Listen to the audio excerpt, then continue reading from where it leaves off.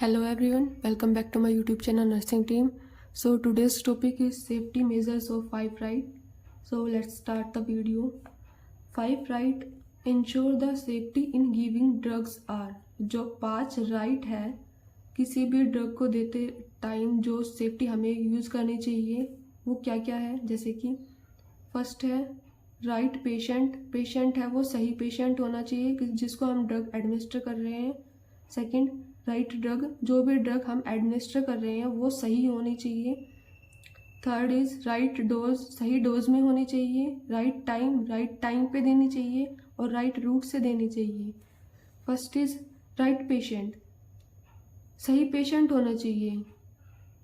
Check the name on the physician order at the patient, जो भी physician order है उसके ऊपर पेशेंट का नाम देखना है सबसे पहले। यूज टू आइडेंटिफाई करने के लिए ask patient to identify himself और हर सेल्फ, सबसे पहले पेशेंट से भी हमें नाम पूछ लेना है कि उसका नाम क्या है और उसको फिजिशियन ऑर्डर से भी हमें मैच कर लेना है ताकि कोई भी एरर ना हो जाए। So to identify the patient correctly, patient को अच्छे तरीके से आइडेंटिफाई करने के लिए the nurse check the medication administration form against the patient identification bracelet.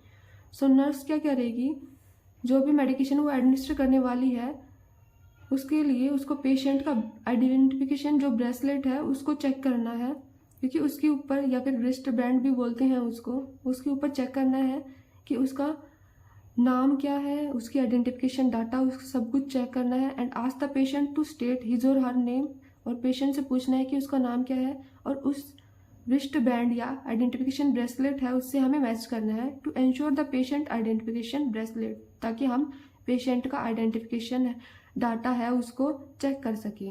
So nurse क्या करेगी, मेडिकेशन एडमिनिस्टर करने से पहले जो पेशेंट के हाथ के ऊपर रिस्ट बैंड बंधा होगा उसके ऊपर जो पेशेंट का नाम है, आइडेंटिफिकेशन डाटा है, उसको हम मैच कर लेगी वो, और फिर उसके बाद वो ड्रग एडमिनिस्ट्रेशन के लिए फर्दर रिव्यू करेगी। As the bracelet has the real identification, क्योंकि ब्रेसलेट होता है उसी के ऊपर रियल आइडेंटिफिकेशन डाटा प्रेजेंट होता है, लिखा हुआ होता है। सो उसको चेक करना है सबसे पहले वही। Verify patient allergies with chart, जो पेशेंट का एलर्जी चार्ट है उसके ऊपर चेक करना है कि पेशेंट को उस ड्रग से कोई एलर्जी तो नहीं है। सेकेंड राइट ड्रग, जो वो ड्रग एडमिनिस्टर करने वाली है वो सही है या गलत है, तो उसको क्रॉस चेक कर लेना है एक बार कि जो उसने ड्रॉर से जो भी मेडिकेशन या जो भी ड्रग उसने निकाला है वो सही है या गलत है। Read the physician order to study the correct name of the drug, जो फिजिशियन का ऑर्डर है, जो मेडिकेशन ऑर्डर है उसके ऊपर उसको रीड कर लेना है कि जो भी ड्रग का नाम है वो सही है या गलत है, जो उसने लिया है अपने हाथ के अंदर वो सही है, वही ड्रग है या दूसरा ड्रग है। If the drug is not cleared, अगर वो ड्रग का नाम है वो क्लियरली नहीं मेंशन किया गया है, देन कंसल्ट द फिजिशियन, तो फिजिशियन जिस भी डॉक्टर ने फिजिशियन ने उस मेडिकेशन ऑर्डर को लिखा है तो उसे कंसल्ट कर लेना है एक बार कि उसने क्या लिखा है। Make sure the drug copy correctly on the medication chart, हमें ये बहुत ही अच्छे से देख लेना है कि जो भी ड्रग है उसको अच्छे से मेडिकेशन चार्ट के ऊपर हमें कॉपी कर लेना है, डॉक्यूमेंट कर लेना है। ऑन द नर्सिंग रिपोर्ट, जो भी रिपोर्ट वो तैयार करने जा रही है मेडिकेशन के बाद में उसको उसके ऊपर पूरा का पूरा अच्छे से कॉपी कर लेना है। Select the right drug from the cupboard to stop the error, उसको राइट ड्रग ही चूज करनी है जो भी उसका ड्रॉर है उससे, ताकि एरर को स्टॉप किया जा सके। Administer medicine only from a clearly labelled container, जो नर्स है उसको एक क्लियरली लेबल्ड कंटेनर है उसी से मेडिकेशन को लेना है और वहीं से वो मेडिकेशन को एडमिनिस्टर करना है। ऐसा नहीं करना कि जो कंटेनर है उसके ऊपर लिखा कुछ और है और मेडिकेशन कोई और रखी हुई है, कोई और ड्रग रखा हुआ है और उसने ऐसे ही उसको देख के और फिर उसको ड्रग को एडमिनिस्टर कर दिया। सो इसका बहुत ही अच्छे से ध्यान रखना है। Next, avoid accepting the verbal order, जो भी फिजिशियन है जो भी डॉक्टर है अगर वो वर्बली वो बोल के मुंह से बोल के अगर कोई भी ऑर्डर दे जाता है तो उसको एक्सेप्ट नहीं करना है। अगर इमरजेंसी पर्पस है तो हम उसको एक्सेप्ट कर सकते हैं, बट ड्रग एडमिनिस्टर करने के तुरंत बाद ही हमें उसको जितनी जल्दी हो सके रिटर्न ऑर्डर ले लेना है उससे, और उसके साइन भी होने चाहिए। Always identify the patient before giving medication, जो भी पेशेंट है उसको मेडिकेशन देने से पहले उसको दोबारा क्रॉस चेक कर लेना है कि वही पेशेंट है या नहीं है, थर्ड इज राइट डोज, जो भी हम डोज दे रहे हैं उसका भी पता होना चाहिए कि कोई भी पेशेंट है, बच्चा है, बड़ा है, छोटा है, बड़ा है या फिर बूढ़ा इंसान है, तो उसके लिए अलग अलग डोज दी जाती है। सो डोज को भी एक बार प्रिफर कर लेना है कि मैं फिजिशियन जो ऑर्डर दे रहा है वो कितनी डोज देनी है और वो कितनी दे रही है। So read the physician order to know the correct dose, जो फिजिशियन ऑर्डर है उसके ऊपर देख लेना है कि डोज कितनी लिखी हुई है। Consider the age and weight of the patient, जो भी पेशेंट है उसकी एज कितनी है और उसका वेट कितना है, उसके अकॉर्डिंग हमें उसकी डोज को देना है।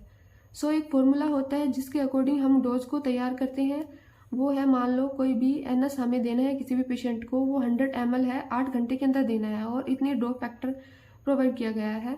So formula is total volume of fluid upon में टाइम इन मिनट इनटू में ड्रॉप फैक्टर, जो ड्रॉप फैक्टर हो गया ये। सो हम सब वैल्यूज़ को पुट कर देंगे। टोटल वॉल्यूम है हमारा इतना ml, इतना लिख दिया। टाइम है वो हमारा आवर्स के अंदर है, सो इसको मिनट में चेंज करने के लिए हमें 60 से मल्टीप्लाई करना पड़ेगा। And drop factor is 15 GTT, इसको मल्टीप्लाई कर देंगे। पूरे को सोल्व करने के बाद में ये हमारा आंसर आ गया। सो हम इतनी पर मिनट के अंदर इतनी ड्रॉप्स ऐसे हम एडमिनिस्टर उसको करेंगे। So calculate the fraction dosages correctly, जो फ्रैक्शन डोजेज है उसको करेक्ट फॉर्मूला से हमें अच्छे से कैलकुलेट कर लेना है। हैव द मेडिसिन कार्ड और return order before you prepare the drug, जो मेडिसिन कार्ड है या रिटर्न ऑर्डर है उसके ऊपर चेक कर लेना है, और मेडिसिन कार्ड है उसके ऊपर भी हमें जो ड्रग एडमिनिस्टर की थी, प्रिपेयर की थी, उसको हमें लिख देना है। Avoid conversation with that distract the mind, हमें बातचीत कम से कम करनी है। कई पेशेंट का ऐसा होता है कि वो जब हम उनको ड्रग एडमिनिस्टर करते हैं तो वो बहुत बातों नहीं होते हैं, सो वो बात करते रहते हैं, तो हमें उनको अवॉइड करना है। उनको नहीं अवॉइड करना, उनकी बातों को अवॉइड करना है। हमें हमारे मेडिसिन के ऊपर ही ज़्यादा ध्यान देना है। सो बातचीत कम से कम होनी चाहिए और मेडिकेशन हमारा काम ज़्यादा से ज़्यादा। Know the abbreviation and symbols used, हमें जो भी एब्रीविएशन यूज़ हो रही है, जो भी मेडिकेशन ऑर्डर है, जो भी ऑर्डर दिया गया है फिजिशियन के द्वारा, उसके ऊपर जो भी एब्रीविएशन या सिंबल्स यूज़ किए गए हैं उनका भी पता होना चाहिए। ऐसा नहीं कि हम अपने सीनियर से पूछ रहे हैं कि भाई ये क्या है, बता दो हमें भी कि इस एब्रीविएशन का क्या मीनिंग होगा, इस सिंबल का क्या मीनिंग है। हमें उन सब चीज़ों का पता होना चाहिए ताकि हम उन एरर्स को हम प्रिवेंट कर सकें। So next is right time. Check the frequency of the ordered medication, जो भी ऑर्डर्ड मेडिकेशन है उसकी फ्रीक्वेंसी का देखना है हमें कि कितने टाइम पे कब कब हमें क्या क्या देना है।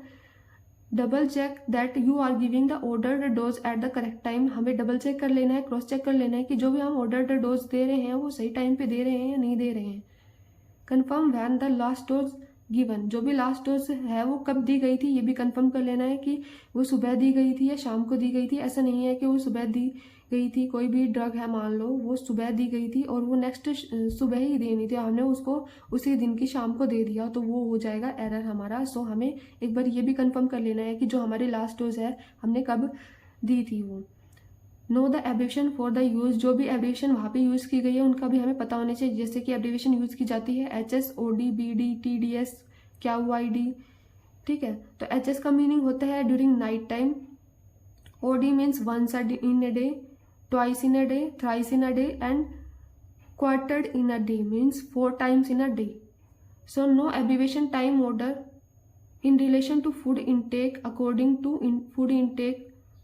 to action एक्सपेक्टेड, कि जो भी जैसे स्लीपिंग पिल्स हो गई उनको ड्यूरिंग बेड टाइम ही देना है।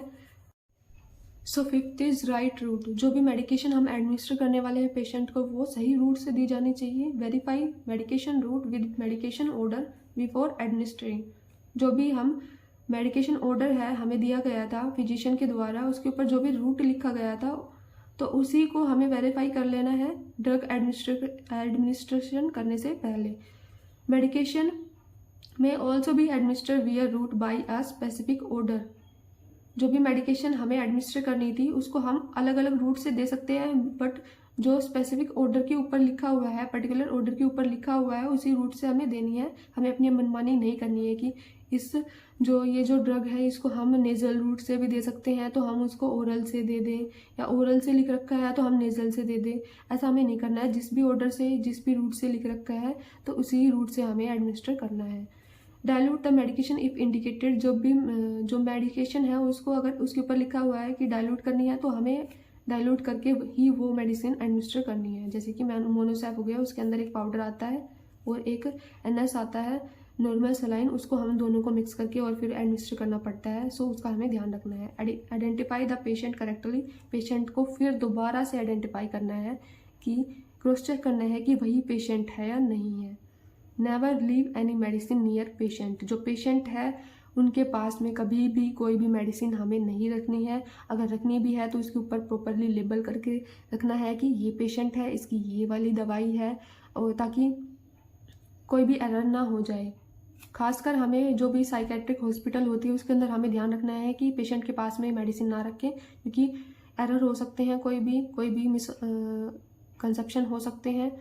सो be aware an error in the medication should be informed immediately. अगर कोई भी मेडिकेशन के अंदर कोई भी एडमिनिस्ट्रेशन करते टाइम कोई भी एरर हो जाता है तो हमें कोई भी सीनियर वहाँ पे नियर बाई प्रेजेंट होगा तो उसको हमें इमीडिएटली इन्फॉर्म कर देना है।